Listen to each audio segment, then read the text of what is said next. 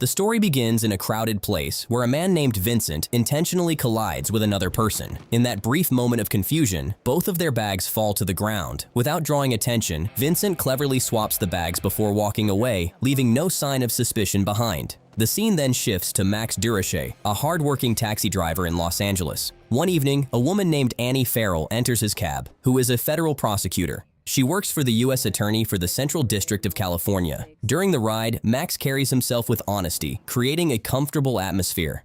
Annie learns that Max dreams of starting his own business, and he is driving a taxi to earn money for it. As the journey continues, Annie begins to open up about her struggles. She feels disconnected from her job and finds it difficult to stay motivated in her daily life. Their conversation flows naturally, creating a strong connection between them. By the time they reach her destination, there is a noticeable bond between them. Cab with a sword, I figure he's a sushi chef.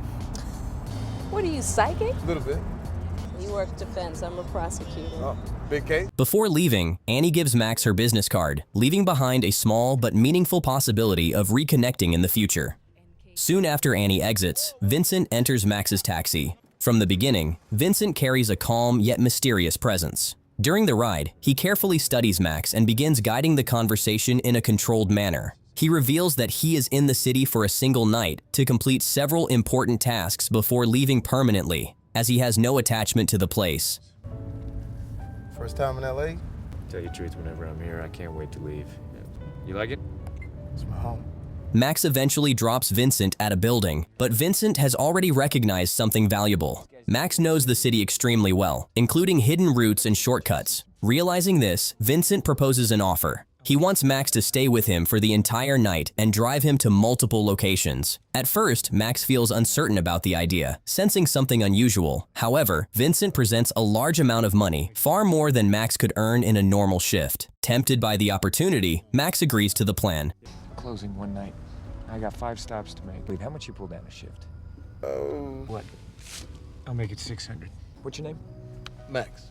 Max. Vincent enters the building while Max waits outside in his taxi, eating his dinner and trying to stay relaxed. The quiet moment suddenly shatters when a lifeless body crashes down from above, landing directly on the roof of the cab. The impact terrifies Max, leaving him frozen in shock. Moments later, Vincent returns and quickly takes control of the situation. His shows no sign of panic and urges Max to act quickly and help remove the body. At that instant, Max understands that Vincent is not just an ordinary passenger. He is a hitman, and Max has unknowingly become part of his deadly mission. Overwhelmed with fear, Max initially refuses to assist. However, Vincent responds with force, revealing a gun and making it clear that there is no choice. He fell from up there on the motherfucking cab. Put your hands down. Okay.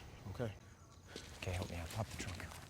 Under intense pressure, Max is pushed into cooperation. Together, they move the body and place it inside the trunk of the taxi, erasing immediate evidence before driving away from the scene. Not long after, a Los Angeles Police Department detective, Ray Fanning, arrives at the same building. As he enters, he notices something is wrong. The room is empty, and a broken window reveals signs of violence. Ray quickly realizes that a murder has taken place and informs the authorities, setting an investigation into motion. Meanwhile, Max continues driving through the city, now trapped in a situation he never imagined. His fear grows with every passing moment as he realizes he is helping a hitman move from one target to another. Vincent, on the other hand, maintains a cold and detached mindset. He presents a harsh view of the world, treating death as something ordinary and unavoidable. Despite this, Max cannot accept such thinking. He remains deeply shaken, struggling to process what is happening around him. He gathers his courage and attempts to persuade Vincent to take the taxi and let him go, promising that he will remain silent about everything. He tries to appeal to Vincent's logic, hoping there is still a chance to escape this dangerous situation. With that, you focus on the job. Drive. I'm not trying to piss you off or nothing like that, but I can't do this. I can't drive you around. However, Vincent remains completely unmoved and firmly directs him to focus only on driving. As they continue driving through the city, their taxi suddenly gets stopped by the police. The broken window and visible bloodstains immediately catch the officer's attention, making the situation extremely tense. The officers begin questioning Max, who struggles to remain calm. His nervous behavior becomes obvious, and this only increases their suspicion. I'm pulling you over because your windshield's smashed. Hey, is this blood up here on your windshield? I hit a deer. You hit a deer. Inside the car, Vincent quietly pressures Max to handle the situation carefully. He subtly reminds him that any mistake could lead to serious consequences. The officers then instruct Max to open the trunk, which pushes the tension to its peak. They also inform him that the damaged taxi might need to be taken for repairs, which creates even more risk of the truth being exposed. At that critical moment, Vincent calmly steps out of the taxi, preparing to take action if necessary. He is ready to eliminate the officers without hesitation. However, just as the situation is about to turn deadly, the officers receive an urgent call. Without wasting time, they immediately leave the scene, abandoning the inspection. After escaping from the police officers, Vincent reaches his next destination. By now, Max fully understands that Vincent is carrying out a series of planned killings across the city. Despite knowing this, he is completely helpless because Vincent has tied his hands to the steering wheel, ensuring that he cannot run away or interfere. Before Vincent leaves, Max receives a call from his boss. The boss informs him that the police have reported an accident involving his taxi and reacts with anger. He warns Max that he will be held responsible for all the damages, putting even more pressure on him. At that moment, Vincent steps in and confidently presents himself as a lawyer and begins threatening legal action. He explains that harassing an employee is a punishable offense and assures that insurance will cover the damages. Max's boss becomes nervous, backs down from his aggressive stance, and even apologizes. Max, you out there, you son of a bitch? Yeah, Lenny, what's up? It's me. It was an accident. General liability umbrella will cover the damages. Once the call ends, Vincent leaves to complete his task, while Max remains stuck in the driver's seat with his hands tied. Feeling desperate, Max repeatedly presses the car horn, thinking someone nearby will notice and come to help him. However, instead of help, two criminals approach the taxi. They quickly take advantage of the situation, pointing a gun at Max and robbing him. They also grab Vincent's bag from the back seat, believing they have found an easy target. As the criminals prepare to leave, Vincent suddenly returns. They attempt to threaten him as well, unaware of who they are dealing with. In a matter of seconds, Vincent reacts and eliminates both of them without hesitation. His movements are controlled, showing his experience as a professional hitman. After retrieving his bag, he coldly shifts the blame onto Max, suggesting that the situation occurred because of his actions. To attract attention, you're gonna get people killed who didn't need to be. Sorry, what? Meanwhile, Detective Ray continues his investigation into the earlier murder. He learns that a taxi was present at the crime scene, which becomes an important clue. However, identifying the exact vehicle proves extremely difficult due to the large number of taxis operating in the city. Later, Vincent and Max arrive at a club and sit together to listen to live music. Vincent becomes particularly interested in a musician named Daniel, who is set to testify against Vincent's client, and invites him to join their table. As they spend time together, Max grows increasingly tense. He begins to realize that Daniel might be Vincent's next target. Even Daniel starts to sense the danger, recognizing that Vincent's attention carries a hidden threat. Vincent tests him with a question about Miles Davis, giving the impression that answering correctly might allow him to leave safely. Daniel responds accurately, but Vincent shows no intention of honoring that chance. What a great story. I just when I thought you were a cool guy. Good job I contracted to do. Without hesitation, he kills Daniel, proving once again that he follows his own rules. This moment deeply shocks Max and fills him with anger. He finally understands that Vincent has no intention of sparing anyone, regardless of their actions. Now completely overwhelmed with fear, Max finally reaches his limit and refuses to cooperate any further. He makes a firm decision that even if it costs him his life, he will not continue helping Vincent. By this point, he is fully convinced that once Vincent finishes his mission, he will eliminate him as well. The tension between them rises sharply, turning their interaction aggressive and leading to a brief physical struggle. In the middle of this chaos, Max receives a call from his boss, who informs him that his mother has been trying to contact him repeatedly. This reminder hits Max emotionally, as visiting his mother is part of his daily routine. She is currently admitted to a hospital, and despite everything happening, Max still feels responsible for her. When Vincent learns about this, he becomes curious and questions why Max never mentioned it before. After a moment of thought, Vincent unexpectedly decides to accompany Max to the hospital. She's in the hospital. 2 paces ahead, 1. Before heading there, Vincent stops to buy flowers, presenting himself in a surprisingly normal and composed manner. When they arrive at the hospital, the atmosphere shifts completely. Max's mother expresses frustration toward him for not being available, but treats Vincent with unexpected warmth. She believes that Max is a successful businessman and assumes that his busy life is the reason he cannot visit often. This false image, created by Max over the years, now stands exposed in front of Vincent. Proud. He started with nothing, you know. Limousine companies. Limousine companies, that's... Suddenly, Max grabs Vincent's bag and attempts to escape from the hospital. He runs with desperation, hoping to break free from this nightmare. However, Vincent quickly reacts and chases after him without hesitation. Realizing that he cannot outrun Vincent, Max makes a risky decision. He throws the bag onto the road, where passing vehicles crush it completely. Inside the bag is a laptop containing essential information about Vincent's remaining targets. This act clearly frustrates Vincent, as the loss of information creates a major setback. However, instead of reacting, Vincent surprisingly chooses not to kill Max. At the same time, Detective Ray continues his investigation and examines bodies connected to the ongoing case. He watches victims who have been killed earlier that night, both linked to Vincent. However, Ray does not find the specific body he is searching for, as it still remains hidden in the trunk of Max's taxi. The doctor highlights a clear pattern in the killings, explaining that the murderer consistently uses the same method. Each victim is shot twice in the chest and once in the head. This precise and repeated approach signals that the killer is highly professional and experienced. Next. Okay, you know something funny about that? Both done by the same shooter, I think. 2 in the sternum, 1 in the head.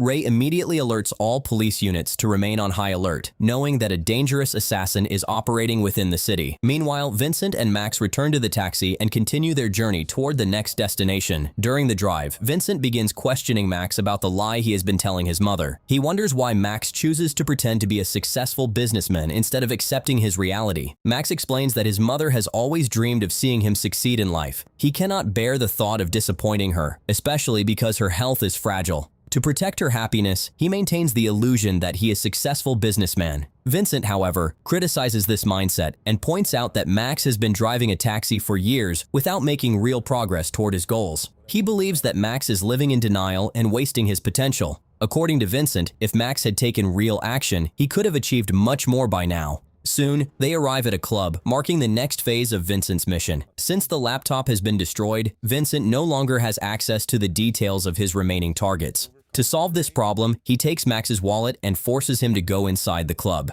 Vincent assigns him a dangerous task, instructing him to approach a man named Felix Reyes-Terena and gather the missing information. It becomes clear that Vincent is working for Felix, who assigned him to eliminate 5 targets. He has already completed 3 of them, but the remaining 2 are now unknown due to the destroyed laptop. Vincent orders Max to enter the club, pretend to be him, and retrieve the necessary details. Vincent carefully prepares Max before sending him into the club, making it clear that the situation inside could be life-threatening. Max questions why Vincent does not go himself, but Vincent explains that he never reveals his identity. These guys don't get to meet me. They don't know what I look like. If I don't pull it off, then They will kill you. I drive to the hospital and execute your mother on my way out. Max feels trapped, but he has no option left. With hesitation and fear, he agrees to go inside and carry out the task. As Max approaches the club, security guards stop him immediately. He gathers his courage and presents himself as Vincent, explaining that he has come to meet Felix. Hearing the name, the guards allow Max to enter without further questioning. Inside the club, Max finally meets Felix, a powerful drug lord, and carefully requests the information about the remaining 2 targets, explaining that the previous information has been destroyed. The targets Vincent is currently eliminating are connected to one of Felix's cases, as they are key witnesses. Over time, Felix has relied on multiple assassins to protect himself, and Vincent is one of the most reliable among them. As Felix observes Max closely, he begins to feel suspicious. Max does not match the image he expects for someone like Vincent. Despite this doubt, Max maintains his fake identity and continues acting with confidence. Max insists that he is capable of completing the mission and emphasizes that if Felix wants the job finished, he must provide the remaining details again. Came into his office and said, I lost the list. Tell me, Vincent. shit happens. This bold approach convinces Felix, who eventually hands over the information about the final 2 targets. However, Felix does not fully trust him, so he secretly instructs his men to eliminate Max if he fails to do his job. Meanwhile, Detective Ray analyzes CCTV footage and discovers that Vincent has visited Felix. Based on this, they begin tracking Max, believing he is directly involved in the killings. She also continues his investigation and pulls up records related to Max's taxi. He quickly realizes that Max is not the killer but an innocent man being forced into the situation. Despite this important discovery, the FBI ignores his conclusion and continues their pursuit. When Max exits the club, he hands over the list of the remaining targets to Vincent. With the mission back on track, Vincent drives to another location, taking Max along with him. This time, he brings Max inside the club, already anticipating that Felix may have sent his men to clean up the situation. As soon as they enter, Vincent's prediction becomes true. Armed men arrive and tries to shoot Max. However, Vincent reacts instantly and takes down the attackers one by one with deadly accuracy. At the same time, FBI agents reach the location, trying to intervene. Vincent shows no hesitation and eliminates them as well, leaving no one standing in his way. Amid the chaos, Vincent identifies his fourth target, Peter Lim, and kills him without delay. The club turns into a scene of destruction, filled with panic and fear. Max, completely overwhelmed by the violence, decides to escape. He runs outside, desperate to get away from Vincent and the nightmare surrounding him. As he reaches outside, Detective Ray stops him. Max, filled with panic, requests for help and explains that he is not the killer but a victim forced into this situation. Ray understands the truth immediately and decides to help him escape safely. For the first time, Max feels a sense of hope that he might survive. However, that hope disappears instantly. As they step outside, Vincent suddenly appears and shoots Detective Ray without hesitation. A heated confrontation follows between Max and Vincent. Max can no longer hold back his emotions. He lashes out, expressing his anger and frustration. He condemns Vincent for his cruelty and accuses him of enjoying the act of killing. He also criticizes Vincent's complete lack of humanity, seeing him as a heartless man who feels nothing for the lives he takes. Vincent turns the situation around and begins attacking Max on a personal level, targeting his weaknesses and questioning his life choices. He highlights that Max has spent 12 years driving a taxi without achieving his dreams and continues to hide behind false promises. He also points out that Max lies to his own mother, creating an illusion instead of facing reality. These harsh observations hit Max deeply and push him beyond his limit. For the first time, fear is replaced by anger and determination. Max decides that he will no longer remain a victim and chooses to take control of his fate. Driven by desperation, he suddenly speeds up the taxi recklessly, ignoring all danger around him. This leads to a violent crash that brings everything to a halt. Moments after the accident, a police officer arrives at the scene. Taking advantage of the confusion, Vincent manages to escape despite being injured. Meanwhile, the officer pulls Max out of the damaged vehicle and attempts to calm him, assuring that the ambulance is on the way. However, the situation quickly takes a darker turn when the officer discovers the dead body hidden inside the trunk. The officer immediately points his weapon at Max and prepares to arrest him. At that exact moment, Max notices Vincent's open laptop and watches the final target on the list. It is Annie, the same attorney who was his first passenger earlier that day. This realization fills him with fear as he understands that her life is now in immediate danger. Thinking quickly, Max takes a bold step. He overpowers the officer, takes his gun, and restrains him, leaving him unable to interfere. Without wasting any time, Max rushes toward Annie's office, determined to stop Vincent before it is too late. Since Annie had given him her business card earlier, Max steals a bystander phone and uses her contact details to call her and warn her about the danger. As Annie learns about Felix and the connection to the murders, she begins to understand the seriousness of the situation. The threat becomes real for her, and panic starts to build. At the same time, Max spots Vincent already inside her building, moving through the lower floors while searching for her. Max urges Annie to stay on the top floor, hoping to buy some time. Vincent soon realizes that Annie is on a call, so he cuts off the building's electricity and communication lines. This action isolates her completely, leaving her trapped in darkness. As Vincent slowly makes his way upward, Max also enters the building, determined to confront him and put an end to the nightmare. On the top floor, Annie desperately tries to hide, but Vincent eventually finds her. The tension reaches its peak as he prepares to complete his final task. Just in time, Max arrives and confronts Vincent while holding the gun. Vincent assumes that Max does not have the courage to shoot, believing that fear will stop him. However, Max proves him wrong, and he gathers his strength to shoot Vincent. Then, he quickly escapes with Annie before Vincent can recover. Although injured, Vincent becomes even more dangerous and begins chasing them, refusing to let them go. Max and Annie manage to reach a metro train and board it, hoping to escape from Vincent. But Vincent follows them and enters the same train, continuing the pursuit. Inside the train, the tension becomes intense and unavoidable. Vincent slowly moves toward their compartment, removing the distance step by step.